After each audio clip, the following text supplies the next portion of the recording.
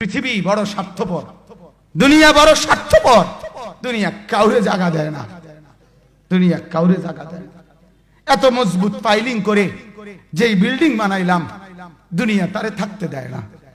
যা বেটা যা, যা তুই লাথি দিয়া বাইর করে যা, কবরে যা, কবরে যা। দুনিয়া কাউরে থাকতে দেয় না।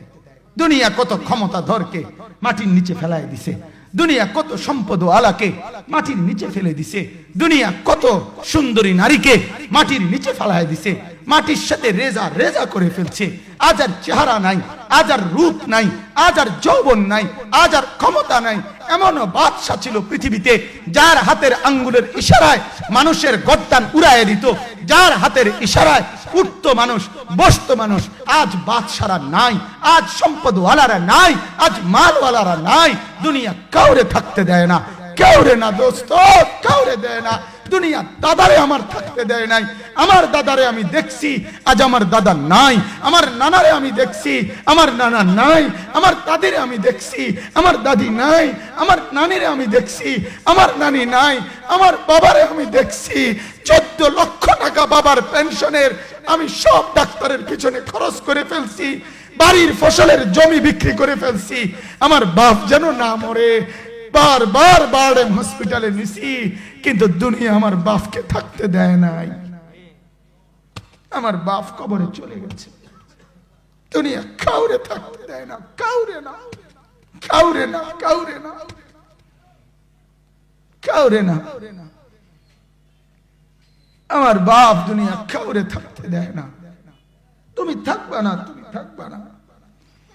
দুনিয়ার ধোকায় পড়ো না বাপ, দুনিয়ার ধোকায় পড়ো না।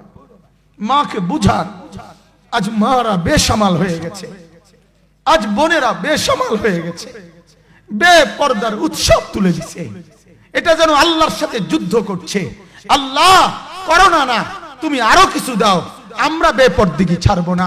যুবক ছেলেগুলো যেন বলতেছে, আল্লাহ তুমি করোনা দেওয়ার চাই দাও, অশ্লীল ছবি দেখা, ফেসবুকে নর্তকী দেখা আমরা ছাড়বো না। দেখি তুমি কি করতে পারো, তুমি যা করার করো। দোকানদার ব্যবসায়ীরা হারামের লেনদেন করা বন্ধ করছে না, সুদখোর সুদ ছাড়ছে না, ঘুষখোর ঘুষ ছাড়ছে না, নাফরমান আর জিনাকার ব্যভিচারী এরা কেউ কিছু ছাড়ছে না। বেহায়ার বেপর্দা নারী তার অশ্লীলতার বেহায়াপনা ছাড়ছে না। মুসলমান তার ঘরে টেলিভিশনের নর্তকীর আওয়াজ তো বন্ধ করছে না।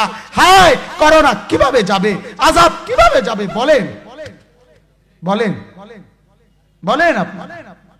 আমার বাপ ফেরাউনের উপরে তো আযাব এতদিন ছিল না, নমরুদের উপরে আযাব এতদিন ছিল না, সাদ্দাদের উপরে আযাব এতদিন ছিল না, কারুনের উপরে আযাব এতদিন ছিল না, লূত আলাইহিস সালামের কওমের উপরে আযাব এতদিন ছিল না, হুদ আলাইহিস সালামের কওমের উপরে আযাব এতদিন ছিল না, নূহ আলাইহিস সালামের কওমের উপরে এতদিন আযাব ছিল না।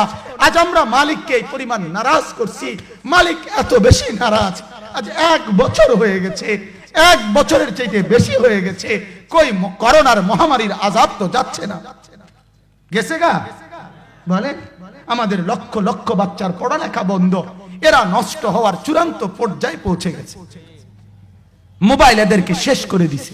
লক্ষ লক্ষ ছেলে, গতকালকে এক মা আমার আত্মীয় ফোন দিয়া বলতেছে, সকাল 10টায় বাচ্চাটা ঘর থেকে মোবাইল লইয়া বাইর হইছে, রাতের 10টায় মা তারে ফোন দিয়া বলছে, বাপ ঘরে আসতি না, ভাত খাইতি না। বাচ্চা তারে বলতেছে, তোমার অসুবিধা কি, তোমার সমস্যা কি?